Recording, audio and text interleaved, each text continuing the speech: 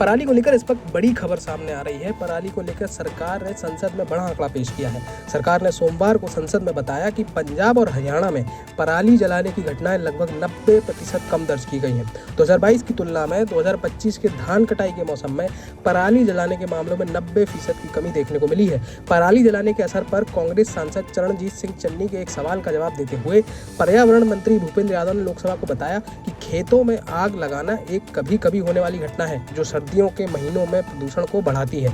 उन्होंने यह भी कहा कि दिल्ली में 2020 के कोविड लॉकडाउन के साल को छोड़कर 2018 के बाद से जनवरी-नवंबर का औसत एयर क्वालिटी इंडेक्स सबसे कम दर्ज किया गया।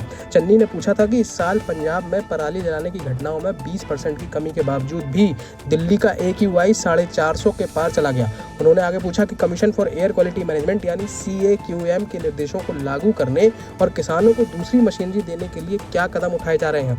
इसके जवाब में मंत्री ने कहा कि दिल्ली NCR में एयर पोल्यूशन कई लोकल और रीजनल वजहों से होता है, जिसमें गाड़ियों और इंडस्ट्रियल एमिशन, कंस्ट्रक्शन से निकलने वाली धूल, म्युनिसिपल वेस्ट जलाना, लैंडफिल को आग लगाना और मौसम की हालत शामिल हैं।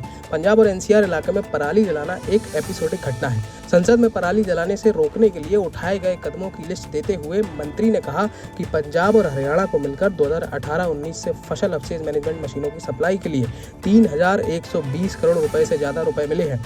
2.6 लाख से ज्यादा मशीनें किसानों को और 33,800 से ज्यादा कस्टम हायरिंग सेंटर्स को बांटी गई हैं। CAQM ने दोनों राज्यों को निर्देश दिया है कि वे छोटे और मार्जिनल किसानों को ये मशीनें बिना किराए के ही उपलब्ध कराएं। तो सरकार ने पराली को लेकर संसद में ये बड़ा आंकड़ा सामने रखा है कि इस साल पंजाब और हरियाणा में पराली जलाने की घटनाएं लगभग 90% कम दर्ज की गई हैं।